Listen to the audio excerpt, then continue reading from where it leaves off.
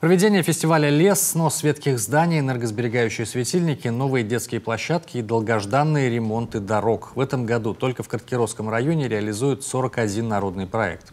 2 из них в селе Маджа. Теперь в местном детском уголке есть и тренажерный комплекс, и качели с турниками, а в местной библиотеке провели косметические ремонты и закупили мебель.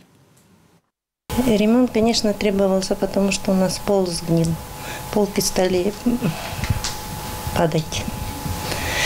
И вот мы решили сделать ремонт по народному бюджету.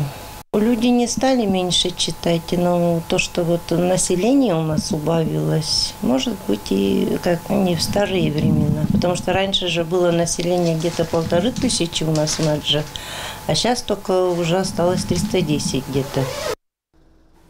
На следующий год у муниципалитета более амбициозные планы. Здесь планируют реализовать уже 66 проектов по 11 направлениям.